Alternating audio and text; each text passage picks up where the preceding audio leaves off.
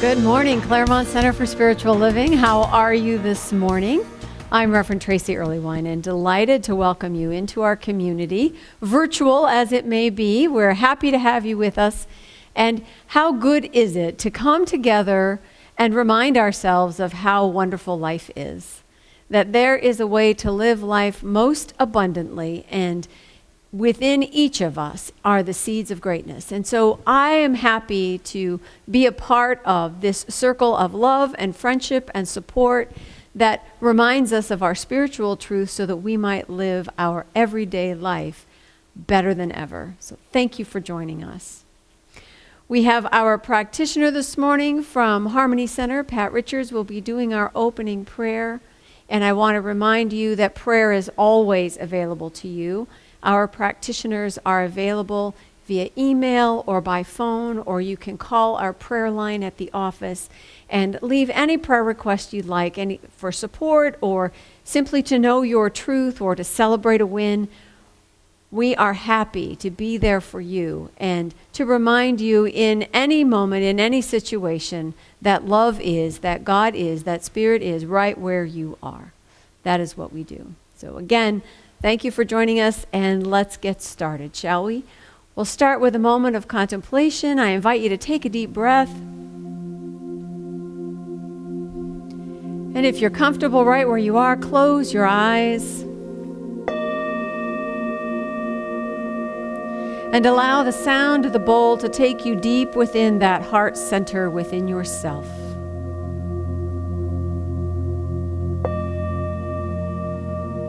Breathing into that place of love and oneness and infinite peace.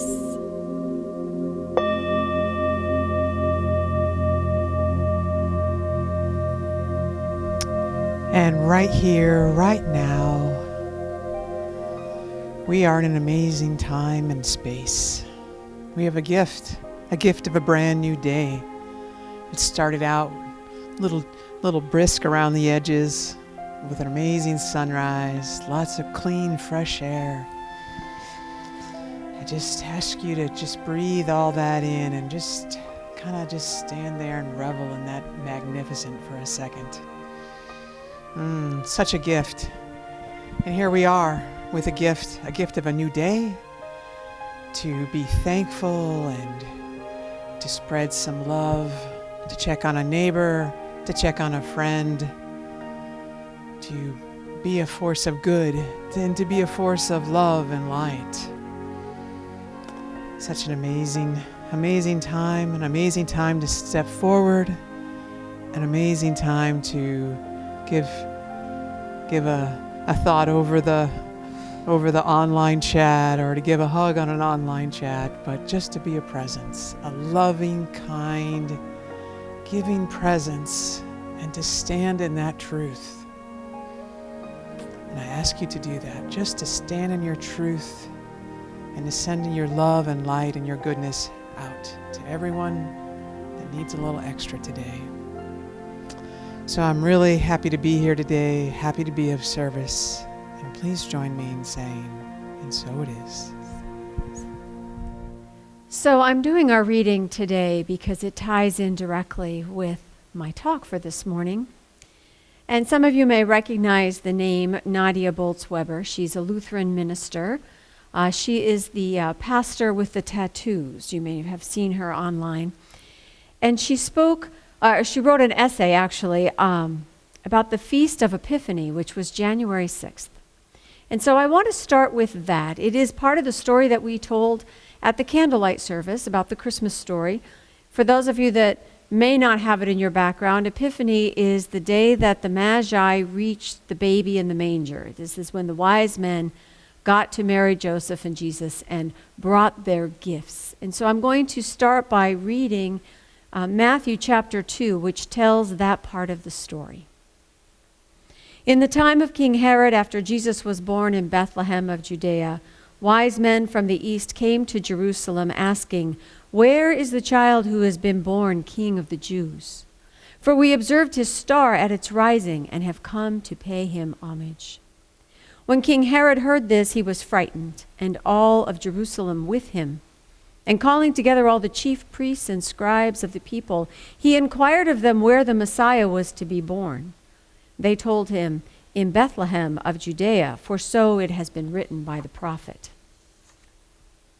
Then Herod secretly called for the wise men and learned from them the exact time when the star had appeared. And then he sent them up to Bethlehem, saying, "Go and search diligently for the child, and when you have found him, bring me word so that I might also go and pay him homage."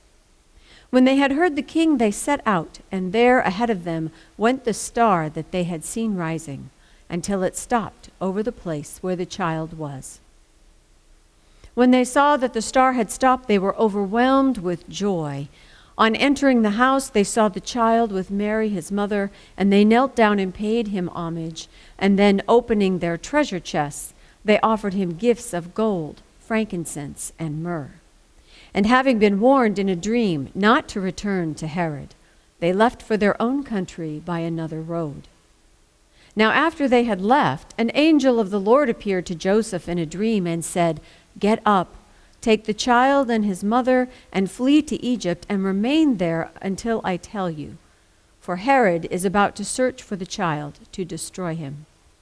Then Joseph got up, took the child and his mother by night, and went to Egypt, and remained there until the death of Herod. A story of two men.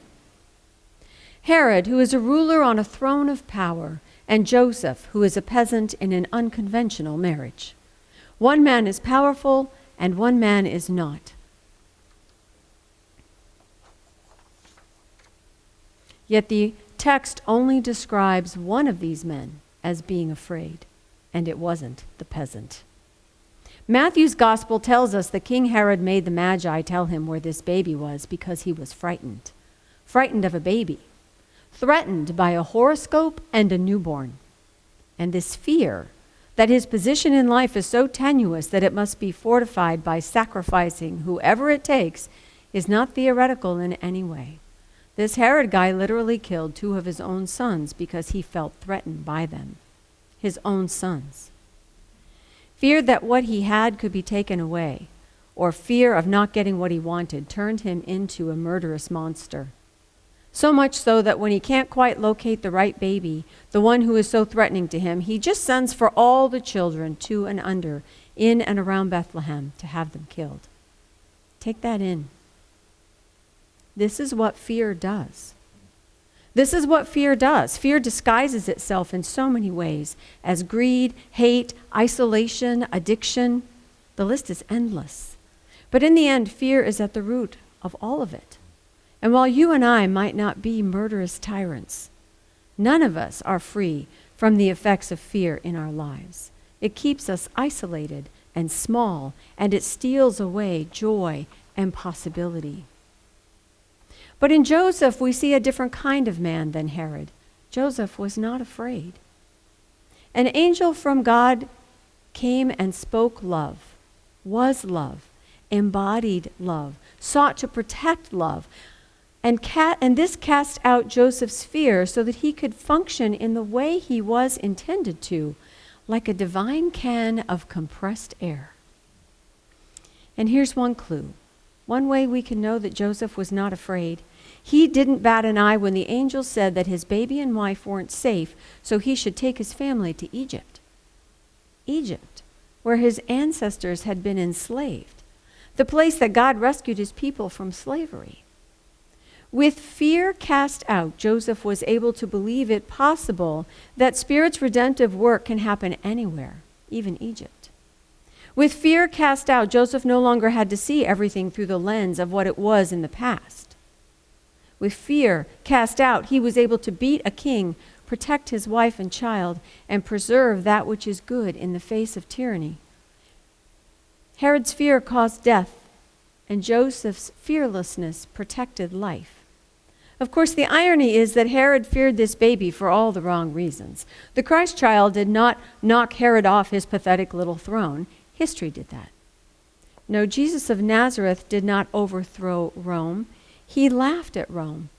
He saw Rome for what it was, temporary, fleeting.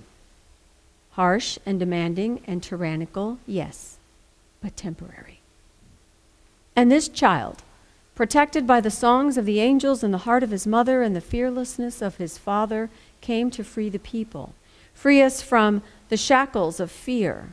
Gospel people are free people, and free people are dangerous people. Free people aren't ruled by fear. Free people see Rome for what it is. And you know what? There are angels hovering all around us, good people of spiritual truth. There are messengers of love all around. And again and forever they say, do not be afraid. Do not be afraid. For in the heart of God there is enough love to cast out fear. Herods of the world, take note.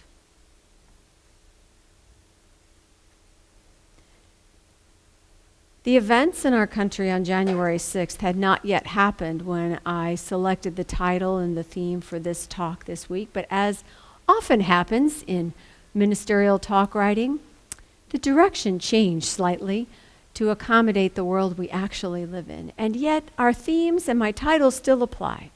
So this month we're talking about beginnings, and the title today is, Are We There Yet? You'd look at the world and you'd say, no, we're not there yet.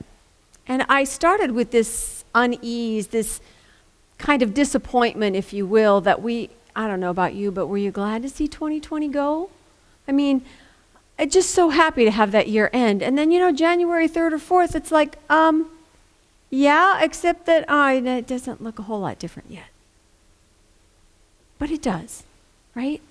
There's good on the horizon. The vaccines are rolling out. There's a change in leadership. There's activities taking place that speak of hope and healing and a coming together. And so I had to ask myself, well, what is this there that I'm seeking? Now, when I was a kid, it was easy. You're in the back seat. You can't see where you're going, and your dad tells you it's 5 miles or 50 miles, and it's all the same from the back seat. You just know you're not there yet. But what is the there I seek now? Truly, it's a sense of peace. It's the relief that comes when we get through something. It's a joy that comes from a resolution of something we've been carrying that felt like a burden. It's that place of realizing that recovery is real and that wholeness is here and that hope is justified. So this new beginning of this new year really doesn't look like brand new stuff. In fact, it looks really messy. But the truth is, new beginnings often look like very messy endings. And that's what we're seeing. If you're going to add on to your house, before you build on the new addition, the first thing you do is tear down the old wall. And this clearing and building is a cycle of life. This life, death, life, and back to death and back to life again. This is the flow, the eternal flow of life as we experience it. We move from destruction into construction. And destruction, if you break down that word, means a pulling down, right? To unbuild. And construction is to pile up together. And so we clear the way before we build something new. All year long, last year, we have been clearing away what is not working so that we might build something new. So yes, there is a beginning in play here. It just doesn't quite look like what we hoped for just yet. Now, it's human nature in the face of conflict, whether that's anger or fear or people acting badly or trauma or drama of any type, it's human nature to take sides because our brains are wired to make choices. Now, the primitive brain, that little lizard part of your brain, is going to choose its tribe, right? Because the tribe means I'm safe, I belong, I'm loved, I can eat. The tribe is everything to the human mind at the material level. It's that whole us, them, win, lose. There's only something for me if we take it, that kind of thing.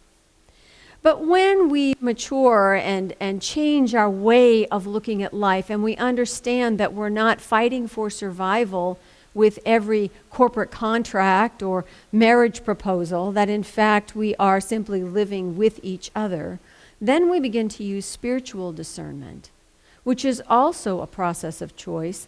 And Science of Mind teaches that what we are choosing always is what we are for.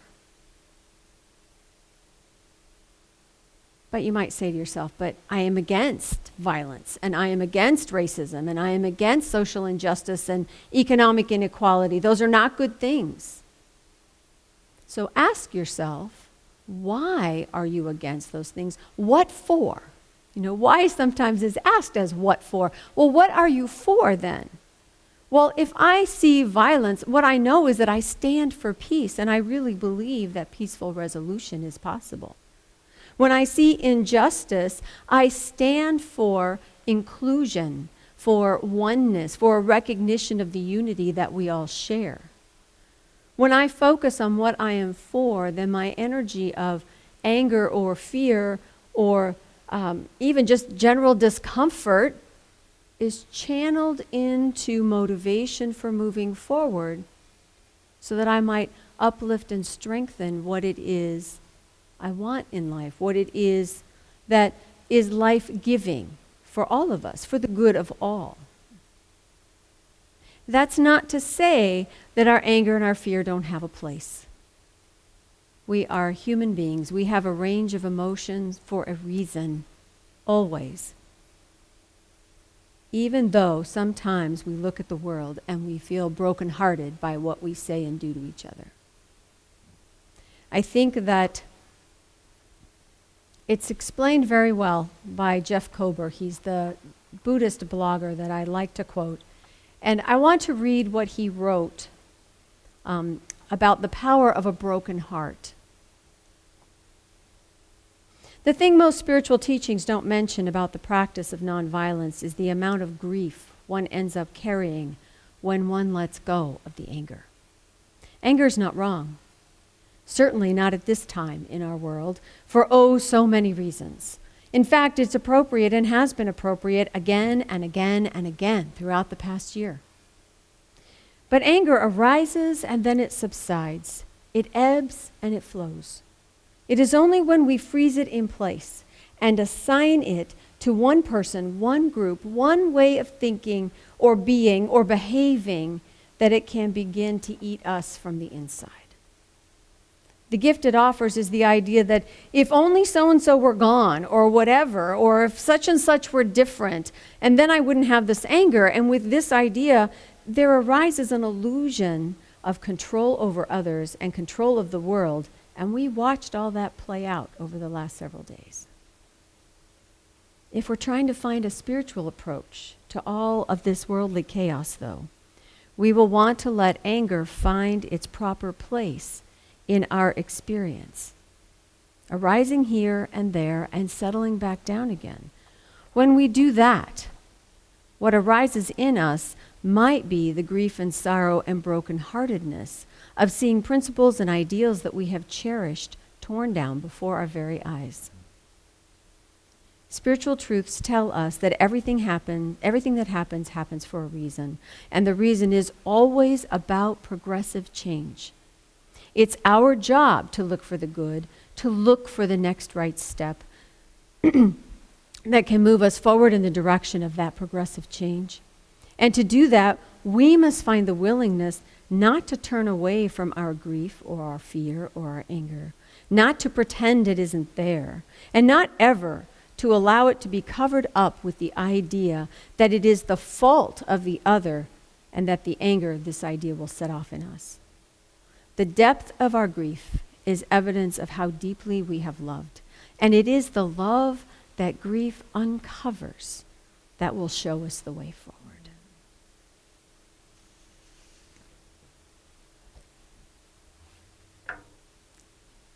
The love that we are looking for, the peace that we are looking for, is already there. It's already where we are. So yes, we are there now.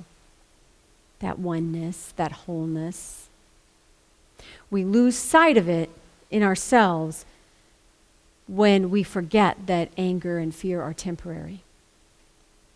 We regain our sense of direction when we allow whatever it is we are feeling to be the fuel that moves us forward in life, giving life, expressing love, supporting each other. All emotion is energy, and we can use it to motivate us into action, into community, and not chaos. That was the title of Martin Luther King's last book. Where do we go from here? Chaos or community? Again, we are at choice. Now, in Science of Mind, affirmative prayer, spiritual mind treatment, we teach that you speak as if it's already done. You act as if it's already so. And what I realized on a deeper level doing this process for this week was that we don't say that to trick our human ego into imaginary fantasies of la la la, everything's fine. We say that to claim our direction so that we might move in that direction and that the universe might support us in moving in that direction. In the Science of Mind magazine this month for January, there's an article about moving from practitioner to way shower, to shift from the I, the self-realization, the I process of becoming a practitioner of science of mind or spiritual principles to becoming a way shower, in other words, taking our personal light and growth out into the world. And at the end of the article, the author writes, this is our new normal, clearing and building. This revolution that we're in the midst of, this changing or turning of direction. You know, revolution means an instance of great change. We all want great change for different reasons, admittedly. And yet, this revolution will not be sustained by anger and fear or blame alone unless that energy is directed in the direction of spiritual truth. Not held back, told we don't have it, putting pressure on everyone so that eventually when it comes out, because it will, it doesn't come out as a fire hose, which can be destructive. Instead, we are allowing our emotional landscape to ebb and flow so that we might easily move down this river of life, again, in a direction set by love, claiming good for all. And that is possible. When we do that, then we shall, as Emerson says, come to look at the world with new eyes. Be not afraid. Namaste. Join me in a moment of prayer, right here, right now, in this moment. There is an expanded awareness of the presence, of the oneness, of the love that is the very breath of life. Every breath in and out is an affirmation of life expressing. And this life is sourced in love, in the givingness of spirit, in the bounty of creation, in the wisdom and the peace that build a peaceful world. And I know that this life is my life, that the very energy of my breath is the very peace and love that life is moving through and as me. And as it is true for me, it is true for everyone. There is only one life, and that life is my life now. And so I speak a word of peace. I speak a word of unfoldment, leading and lifting all to the highest good. For what I know and believe and claim is that the infinite possibilities of life provide for a peaceful way forward, for the resolution of conflict through wisdom and insight, through the space that is created in the community of oneness that allows everyone to be heard and seen and recognized and supported and loved. And as this is the truth of life, it is the truth in each and every heart, simply awaiting our discovery. And so I allow this word to go into law with great thanksgiving, for I know that love is always its own gift, that peace brings many blessings, and that the capacity for an infinite wellness of each other and our planet, our societies, our cultures, our very hearts, is guaranteed. For in the mind of God, it is already perfect, already done. And that is the direction in which we walk together. And so it is.